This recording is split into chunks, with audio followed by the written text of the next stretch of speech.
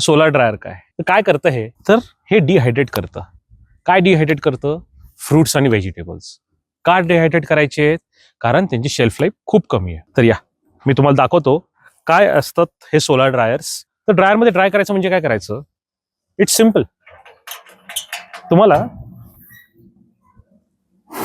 या ड्रायरमध्ये असे स्लाइस्ड पालक टाकायची आहे and that's it. Forget everything.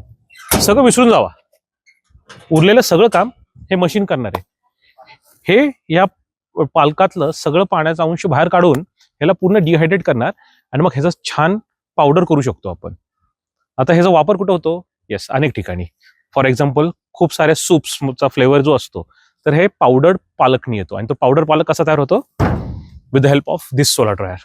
अनेक प्रश्न असतात त्यानंतर की ह्याचा वापर तर कळाला, ह्याचं मार्केट कसं आहे? येस, मार्केट खूप ओपन आहे. एकतर ऑनलाईन खूप मोठ्या प्रमाणामध्ये हे जी विक्री होऊ शकते बरेचसे ई कॉमर्स वेबसाईटवरनं, किंवा तुम्हाला जर ह्याच्या क्षेत्रामध्ये काही करिअर करायचं असेल किंवा बिझनेस स्टार्ट करायचा असेल, you can always approach us. Right from machine manufacturing till end customers, हे जेवढी काही इकोसिस्टम आहेत वी कव्हर करतो.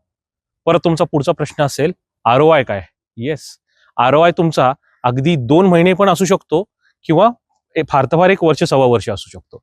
हे डिपेंड करतं की तुम्ही काय ड्राय करणार आहात. वन मोर इम्पॉर्टंट थिंग ते म्हणजे जेव्हा आता आपण या मशीन्सला इन्स्टॉल करतो ओपन ॲटमॉस्फिअरमध्ये, तर हे ओपन ॲटमॉस्फिअर आहे आणि आपल्याला दरवेळेस दर बॅच सेम पाहिजे. म्हणजेच आपल्याला मशीन ड्युरेबल पाहिजे आणि रिपीटेबिलिटी शक्य असणारी मशीन पाहिजे. तर ते कुठं अचीव होतं? तर ह्या मशीन्समध्ये अचीव होतं जे सोलार बास्केट बनवतं, ज्याचं नाव सोलार ड्रायर आहे.